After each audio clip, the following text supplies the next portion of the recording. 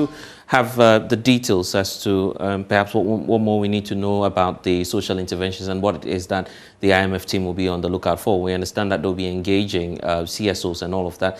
But tell us about the social interventions and where government perhaps may have to make some concessions. Right, Blazer. So if you look at the 2022 budgets, the weight of what we call government flagship programs, which include the free SHS and other program on our expenditure side is around 9.6 billion Ghana cedis, a little over 9 billion cedis.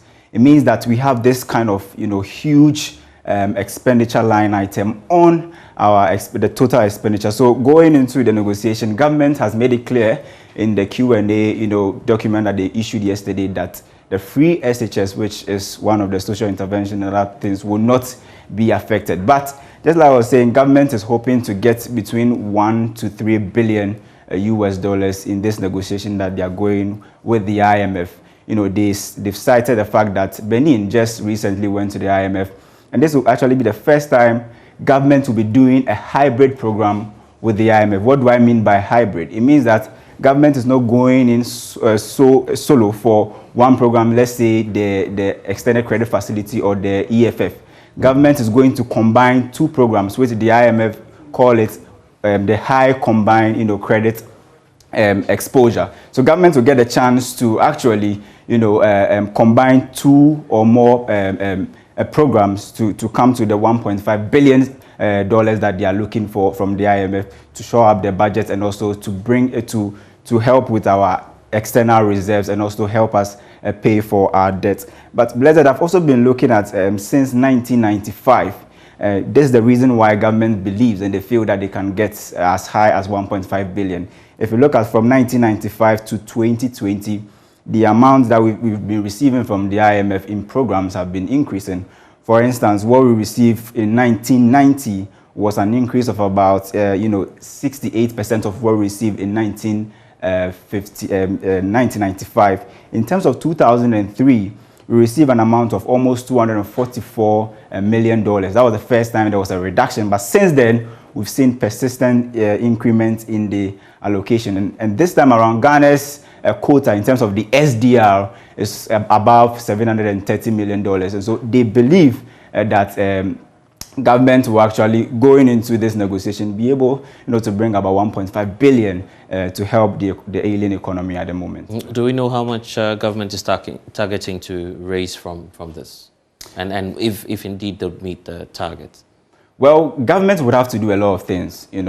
Just yesterday we saw from the Q&A again that the e-levy will not be affected. One, they are not going to scrap it, but to expand the revenue net, they will probably be looking at new tax measures in the medium term. So it means that government is going to the table with the mindset of revenue generation. They have to raise more, although they need foreign currencies to help pay debts and other things, but they still have to perform well domestic-wise. Because if you look at the first quarter, fiscal data for the economy is not really looking good, because if you add amortization and interest payments, and then you compare it to how much we got from taxes, it means that we are paying way beyond what we even got from taxes in the first quarter of 2022. Isaac Ejay, I'm grateful he's with our research desk. Let's speak now to development economist Dr. Michael Ayamga Adongo. Thank you for your time. Daniel Ochema-Boaji is also the former government spokesperson on finance. Thank you, gentlemen, for your time. So we're just looking forward to ensuring that Ghana gains the best out of this deal. Let me start off with you, Dr. Isaac Adongo. How do we make the best deal? I mean, try and secure that, at least now that we know that the negotiations have officially started. Thank you for having me. What I'm going to say is we are going to the IMF in a circumstance worse than we were when we went in 2015. So it's not going to be easy. If the IMF conditions crashed in 2015, expect us to do twice that. Let me just give you a context here. In 2015, the fundamentals were way stronger. We're talking about 73% debt to GDP ratio. We're talking about inflation around 17.7%. We're talking about exchange rate of about 3.1 to the US dollar. Today, the debt to GDP ratio is 83 in excess of 83%. The inflation is about 26.7%, and the exchange rate is above 8 Ghana cedis. It is just like saying in 2015, we went to the IMF as outpatients, and in 2022, we are going there in an ambulance. The operation is going to be very, very difficult. We are going to be put under surgery. And government knows very, very well that the IMF is not just going to give us 1.5 billion and say, go and use it to support your budget. That is not the role of the IMF. The IMF is supposed to help its members in times of challenges when they have problems with the balance of payments. So we know that they are going to come after many of the social intervention programs that we are currently running. The posturing of government already has been that these programs need to be reviewed. And I think that the IMF is just going to provide them the pretext to review many of these things. We are all in this country and we've all been hearing government thinking that the free SHS has to be reviewed. The planting for food and jobs, they need to be looked into, even NAPCO and the rest. And if you go to the IMF, you do not expect them to say, just take 1.5 billion. I think that we'll need to explain to them why we should be providing subsidies, why we should be providing free education, and why we should be making direct transfers in terms of youth employment and still want money to support our budgetary recovery. So I think that we have a problem here, and Ghanaians should expect that these programs are going to be reviewed, or government is going to be mandated to look into raising domestic revenue. And that means that we are going to go under some more stringent tax regimes and tax increases, and it will only increase the pain. So much as we think that the IMF decision may bring back some investor confidence and give us some fiscal space, the cost to the ordinary citizen and to middle and low income families is going to increase, and we're going to have a very serious time in the country here. There are concerns about subsidies and what could happen to flagship programs of government, for instance. What's your take on that? I think that one of the things the IMF usually would not like to see is direct subsidies. So the fertilizer subsidy, I think that it will be one of the things the government will look at.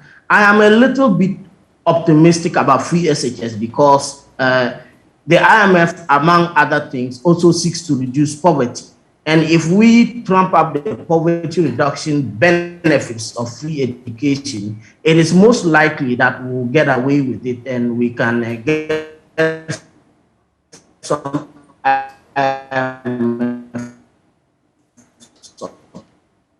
it appears right. You'd have to hold on for me, Doc. Let's bring in Daniel Chemabuaji, former government spokesperson on finance. Here we are. In fact, government is already jumping to the defense of the president on his vision about building Ghana beyond aid. The information minister there providing quite a controversial definition to what it is that we're getting from the IMF. He says this is not aid. How then do you explain that to the average person on the streets? So let's go back to Dr. Michael Adongo. I'm sure that you've also heard the information minister talk about that controversial definition, the fact that we're not receiving aid from the IMF and that it does not discard the Ghana Beyond Aid agenda. Is that exactly the case? You'd have to unmute so we can hear you, Dr. Adongo.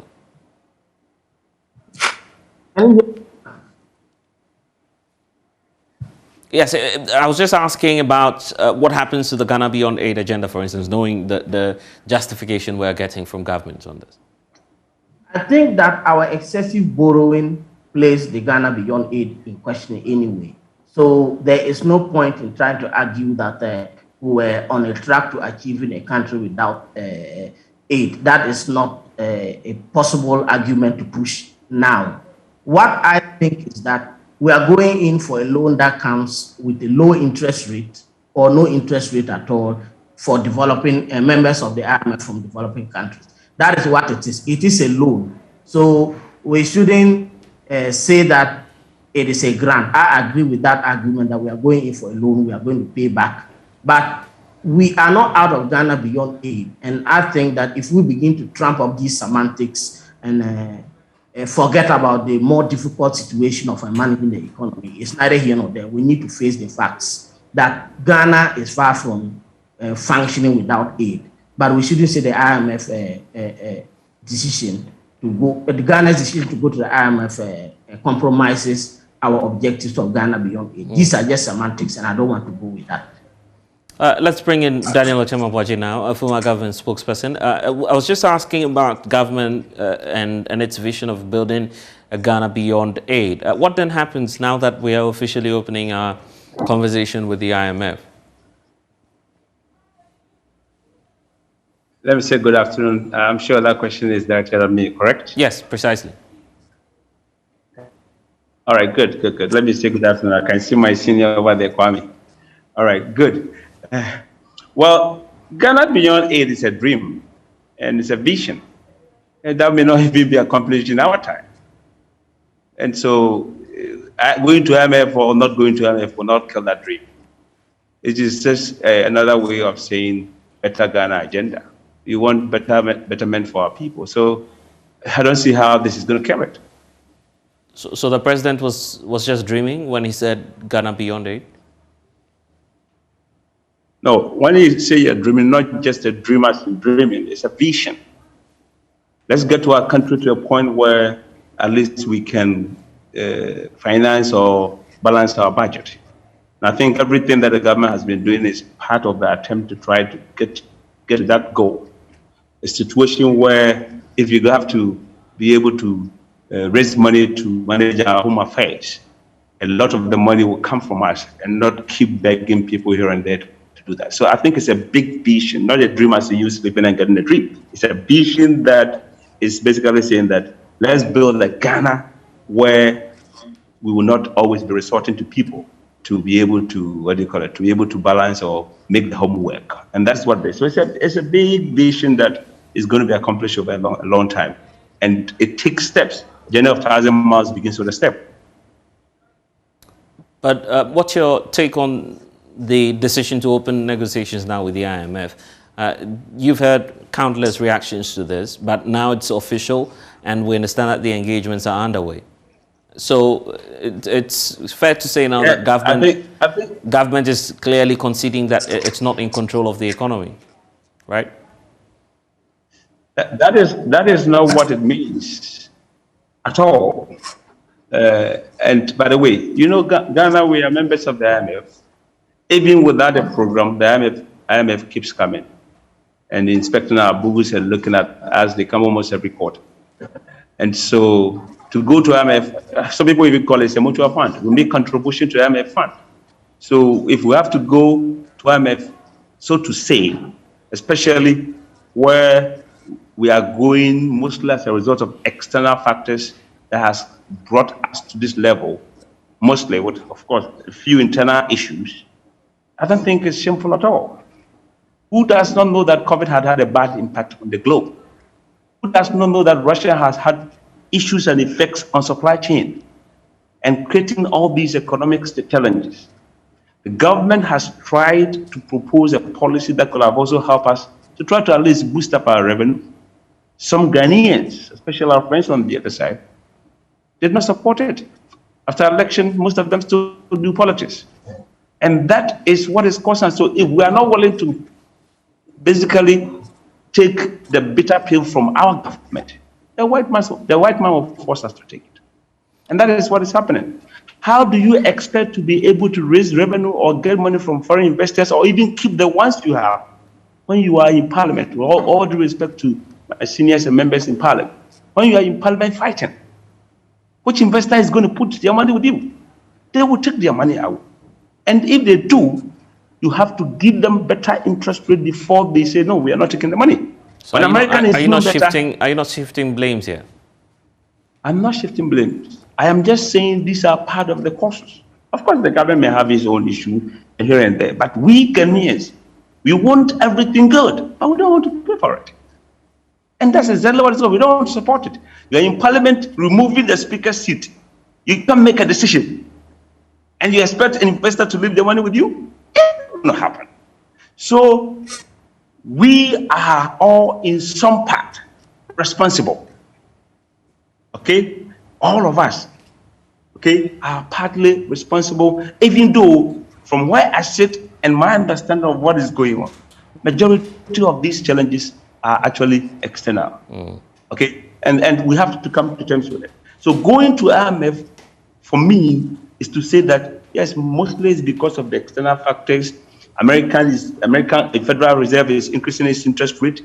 Investors would definitely want to go there. It's a much more solid economy with a lot of history, a lot of cash flow and other things. Who will not go there if interest rate is increasing? Who will leave it here? When we are sitting here in some way, one way or the other, fighting on making decisions that will assure the investor to leave the money here. So we are all part of the problem. Okay then. Thank you so much. Let's hear from Dr. Adongo now as we wrap up. Minutes each for both of you. Dr. Adongo, as we wrap up on this conversation, what's your expectation from government going forward? Yes, I expect government to admit that this time it's going to be challenging and stop blaming external factors for our predicaments. You can't build a house of straw and blame the wolf for having a puff.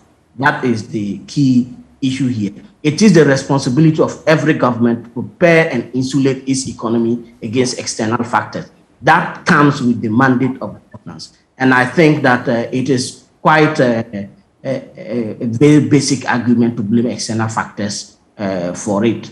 We need to go in there with an open mind, be very honest with the Ghanaian people, and restructure some of the programs that are more or less sinks on our revenue, and then work with the IMF to review. We can downscale some of our social intervention programs, and as the economy improves, we'll rescale them. I expect government to be open to these things and not pursue and brand IMF programs as a failure and a mark of incompetence. It is the reason why we are going to the IMF on a structure, because we more or less thought that it was an incompetent government or somebody who didn't know how to manage the economy that resorted to the IMF. And that is why we have waited to this time. And the ordinary Ghanaian is the one going to pay the price for the lack of agility in terms of government's decision to respond in time and seek help to manage the economy. So I expect transparency, I expect honesty,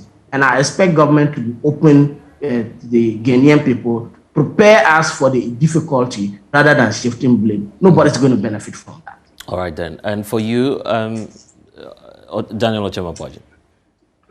Well, let me support Dr. Adongo. Yes.